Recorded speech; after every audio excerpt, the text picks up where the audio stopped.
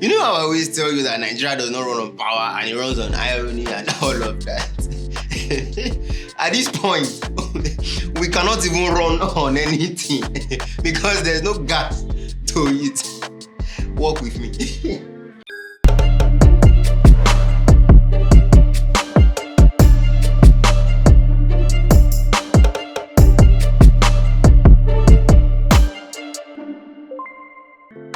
So I think before I even need to go on, tell me in the comment section how much is gas in your area, because my guy just buy gas and he buy gas at 2,500 naira. Wow. But I mean, on a serious note, the official price of gas is like 1,600 naira. But of course, when you look at the middleman, the merchants, the marketers and everything, of course the price would most likely skyrocket. Now here's the funny thing. We all thought that when Dangote built his refinery, price of petroleum products are going to go very low. I mean, like that's the whole plan of everything. But apparently, Pengason came, the strike, the back and forth. They told them to cut supplies on Dangote gas, Kiniko, left and right. Long story short, there is still gas scarcity in Nigeria. And it's so ironic because we use gas to do a lot of things. We use gas to power our cars. Sorry. We use gas to eat, we use gas to cook, and all sorts of things. But then you just begin to wonder, what's really going on? What's really going on? For real, man. For real. And yes, you understand how hungry people are in the country because of the price of foodstuff. Imagine, even though the price of foodstuff have reduced a bit because a bag of rice has dropped from 80,000 naira to 70,000 naira. But what we use to cook the rice just increased. I mean, see, everybody now in Nigeria is just looking for who to blame. A lot of people are blaming Dangote, a lot of people are blaming Pengason, a lot of people are blaming the people that left Dangote to go and unionize in Pengason and then see, a lot of people to blame. But before I ask you who were to hold responsible, just watch this video. Let me say this. The airline operators of Nigeria is a witness. Because if you look at the value attribution, 40% of the cost in aviation goes to Jet A1 and automotive turbine kerosene, ATK. Okay? The Bausas run by the cartel that controls the Jet A1 supply industry in Nigeria. Dangote has offered to sell Jet A1 at 980 naira per litre. Jet A1 is being sold at 1,240 naira per litre to airlines in Nigeria. The cartel said that Dangote wants to take their business. So the question I should ask Nigerians is, does it make sense that Dangote is exporting his Jet A1 to Europe and to the US and to Southeast Asia, and the cartel that controls the Jet A1 supply business in Nigeria are selling at a 35% inflation, and Nigerians are made to pay 250 or 300,000 naira for airline tickets in Nigeria? Does it make sense? Now, I really do not want to dabble into matters like this, but I think you almost know who we should hold responsible. But then again, I'll leave the option to you. What do you think? Now, because this affects everyone nationwide, we have reported it the second time from this channel. So we consider it a big matter to report on. But unlike the case of Rufai Oseni, a popular presenter on Arise TV, he was not considered as someone to be reported to superiors on by David Umahi, the Minister of Works. In fact, I'm going to quote what he said. I don't consider you big enough to be reported on. I mean, don't watch, just watch the video, all right? So at first, Minister, after you had gone to report me in front of President Tinubu and said all sorts, anyway, I am not beholden to you. My job is accountability. You're too small for me to report you to the president. No, but they are empirical. You're too small Minister, for me to report you to the Minister, let me president. speak. Minister, let me speak. I have empirical evidence. The world watched it on the commission of the project when you mentioned the questions I asked you to the president. That was reporting me to the president officially. The world watches, so you don't need to dilly-dally about the empirical facts. I don't talk without facts, Minister. You know, when I have my facts, I talk. So this was an altercation between Rufai Oseni and the Minister of Works, David Umahi, on an interview where Rufai Oseni was asking the Minister of Works to explain to him the cost per kilometer on the coastal road from Lagos to Calabar. So Rufai Oseni was, let's not say Rufai Husseini was being Rufai Husseini in the best way he could be. And the Minister of Works was being a little bit uncomfortable with the way he was being questioned on national TV. It was more of the tone, but truly maybe because he couldn't defend the per kilometer square. Anyways, I don't know. What do you think about it? But most importantly, a lot of people on different social media platforms, X in particular, were almost going at Rufai Husseini because they were like, oh, yes, you're doing the right thing, but why do you have to be so rude? A lot of people began to compare him with another popular TV presenter, Seun or Kimbaloye, and then they began to trace the difference, and a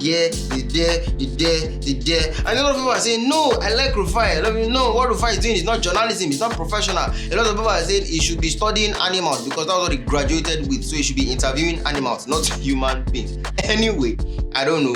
What do you think? Do you think that Rufai Husseini is doing the right thing by asking, the right questions or asking the wrong questions? Or do you think the way he's going about what he's doing is not right? Honestly, I don't know what to think, so I'm going to leave that option to you. Now, speaking of popular journalists, from Arise TV, I believe we remember how we spoke about, may her soul rest in peace, Somi Maduagu's case, the former Arise TV journalist. There has been an update on that case. We're beginning with some breaking news.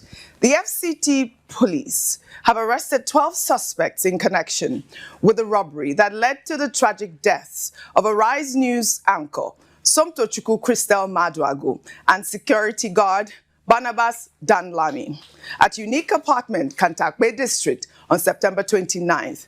The Scorpion Squad, led by ACP Victor Godfrey, acting on digital and forensic intelligence provided by Giga Forensics, successfully apprehended the armed robbery gang. During interrogation, one suspect confessed to shooting the security guard when he tried to prevent them from gaining access, while another admitted attempting to hold Somi as she fell from the 3-story building. 4 suspects were initially apprehended through tracking of stolen phones from the apartment. So the Nigerian police has arrested 12 suspects. And the funny thing is, the oldest suspect is in his early 30s. The youngest is in his late teens. Really sad. And kudos to the Nigerian police. Thank you very much.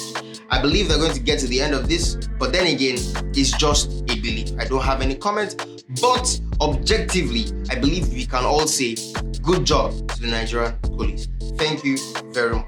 But it should not have happened in the first place. Anyway, that's not the main point of the whole thing. The main point is the Nigerian police are as well fighting for their pension. So yes, they are finding, suspects, but they're also fighting for their pension. In fact, it has led to a protest in several places in Nigeria where they are asking for their pensions. I mean, this is not, you can take it, watch it generally. I mean, so.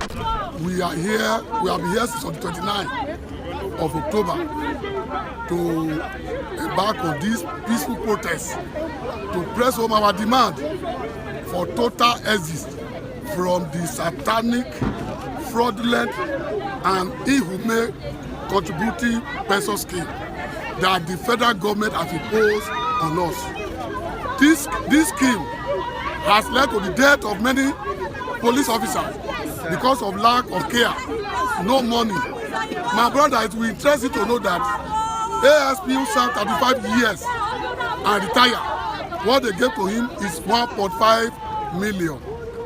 Total package, 1.5 million. And to come and be collecting 70,000 every month as a person. DSP retire will be giving 2 million naira. To come and be collecting 30,000 naira as a monthly pension. Me now, my category CSP, retire.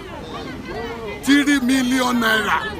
Of 35 years of suffering, of serving the nation, 3 million naira, and I have to come back to come and be collecting 50,000 naira every month. A whole CP in Nigerian Police Force, his monthly pension is 70,000 naira. This is a sin against man. is a sin against God. Thank you very much. Justice to our police staff pensions. But in the mood of protest, I mean, when you look at the gas prices, you look at everything that has been happening in Nigeria, the economic situation, maybe Nigerians might just start to head to the streets. I'm not instigating anything, but if you just think, who would be the best person to lead a protest if there was a protest to be in Nigeria? Think about it.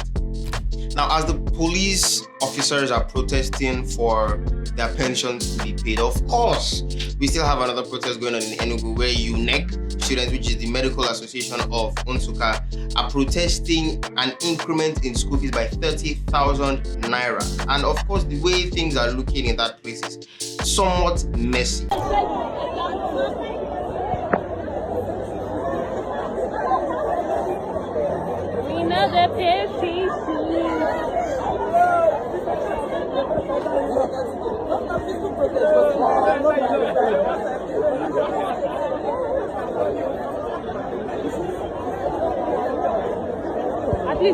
Now, if you look at all of these things, you begin to wonder, with the price of everything going up and not really coming down, with the president telling us that our suffering is like a painful surgery, telling us he knows that we are suffering, but it is a surgery that will lead to something better. You know, gas is no longer there, people are doing left and right, everything is just literally in a state of, in literary terms, I'll call it melancholy. Now, do you really think that maybe people should head to the streets and demand, you know, a better quality of life?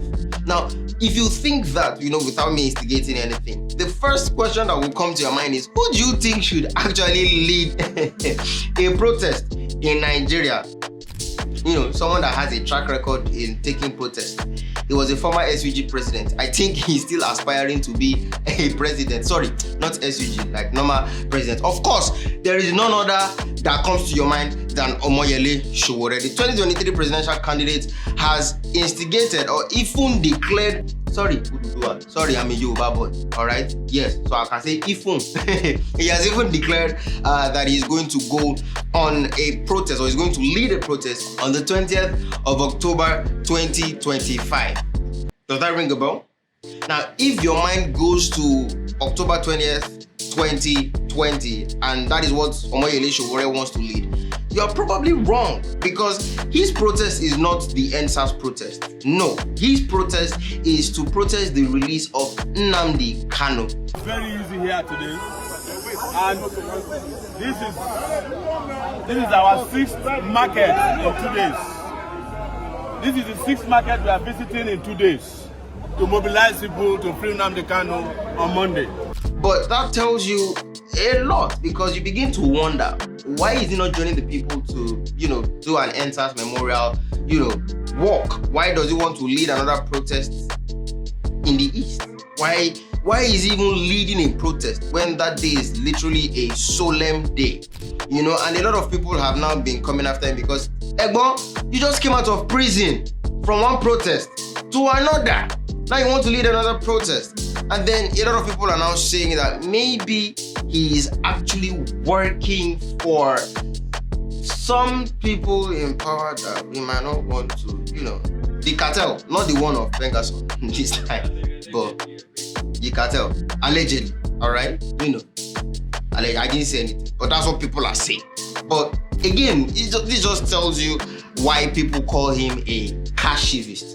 Allegedly. So what do you think? Do you really think that he's just trying to distract people from what that day is meant for? Or he's just coming from a place of genuine affection for a man who has been allegedly maltreated by the Nigerian government? I'm talking about Nnamdi Kanu. Anyway, it's a delicate topic, but what do you think?